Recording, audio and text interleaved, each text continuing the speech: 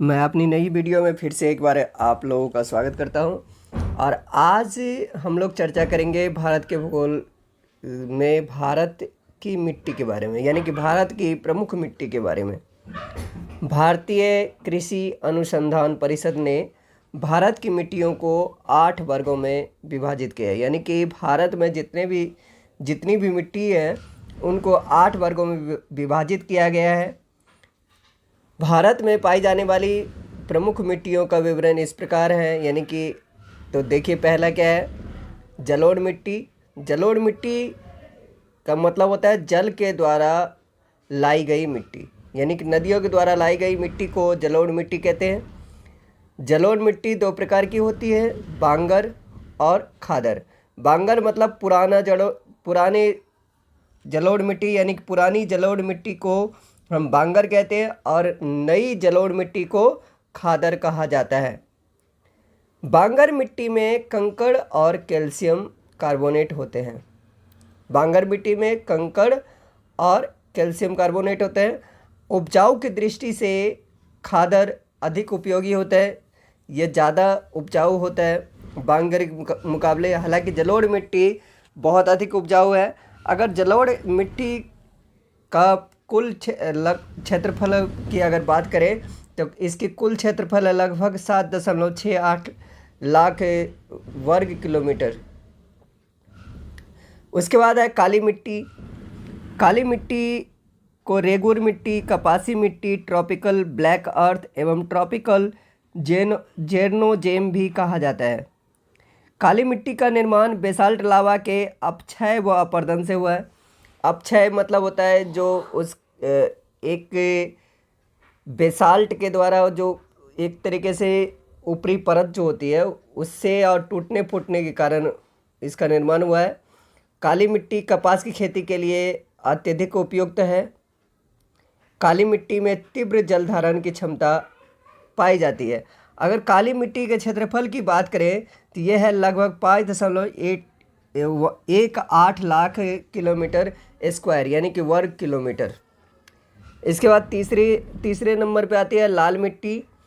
लाल मिट्टी का निर्माण जलवायविक परिवर्तनों के परिणाम स्वरूप कायांतरित सेलों के विघटन एवं वियोजन से होता है। लोहे के ऑक्साइड, यानी कि जिसको फेरिक ऑक्साइड कहते हैं, यह उपस्थित होने के कारण इसका रंग लाल होता है। और ये उर्वरता विहीन बंजर भूमि के रूप में पाई जाती है। उर्वरता विहीन यानी कि इसमें उपजाऊपन बिल्कुल भी नहीं होता। इसके बाद आगे देखिए वह है लेटराइट। अगर लाल मिट्टी के क्षेत्रफल की अगर बात करें तो ये 5.12 लाख वर्ग किलोमीटर है। इसमें नाइट्रोजन, फास्फोरस और ह्यूमस की कमी पाई जाती है। इसके बाद हम लोग बात करें लेटराइट मिट्टी की, तो लेटराइट मिट्टी का क्षेत्रफल लगभग 1.2 लाख वर्ग किलोमीटर है। लेटराइट मिट्टी में लौह ऑक्साइड एवं एल्युमिनियम ऑक्साइड की प्रचुरता होती है।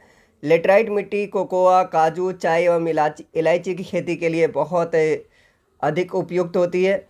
और इसके बाद अगर इसकी बात करें तो मेघालय के पठारी भाग, पश्चिमी घाट, पूर्वी घाट में पाई जाती है। इसमें फास्फोरस और कैल्शियम की कमी होती है। एल्युमिनियम बहुत अधिक मात्रा में इसमें पाया जाता है। इसके बाद 5वें नंबर पे आती है पर्वतीय मिट्टी। इसका क्षेत्रफल लगभग 2.85 लाख वर्ग किलोमीटर है। इस छठा जो है प्रकार हुआ है मरुस्थलीय मिट्टी।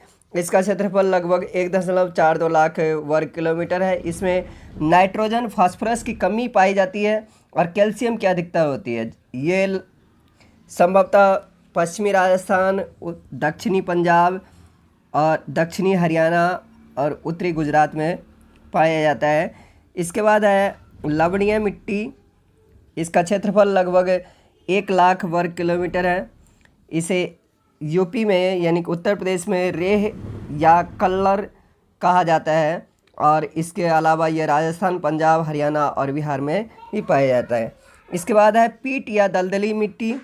इसका क्षेत्रफल 1 लाख वर्ग किलोमीटर है 1 लाख वर्ग किलोमीटर है। भारत के निम्न डेल्टाई क्षेत्र में यह विकसित है, जैसे कि कच्छ का रण जो है क्षेत्र गुजरात में, वो भी दलदली मिट्टी का ही क्षेत्र है। इसके बाद अगर बात करें हम लोग अगली बात अगर करें तो कृषि की प्रमुख विधियाँ, तो जल में पौधों को उगाने की जो प्रक्रिया होती है उसको हाइड्रोपोनिक्स कहा जाता है। अगर पोमोकल्चर क्या होता है तो फलों का उत्पादन, और ओलेरी कल्चर होता है सब्जियों का उत्पादन। हॉर्टिकल्चर होता है बागवानी को हम लोग कहते हैं हॉर्टिकल्चर। उसके बाद विटीकल्चर कहते हैं अंगूर की खेती को। पीसीकल्चर कहते हैं मत्स्य पालन को। सेरीकल्चर कहते हैं रेशम कीट पालन को। एपीकल्चर कहते हैं मधुमक्खी पालन को। फ्लोरिकल्चर कहते हैं फूलों के उत्पादन को। फूलों का उत्पादन जो होता है वो है फ्लोरिकल्चर। वर्मीकल्चर होता है केचुआ उत्पादन को कहा जाता है। इसके बाद देखिए भारत की प्रमुख बहुउद्देशीय परियोजनाएं एवं उनसे संबंधित राज्य या संघ क्षेत्र।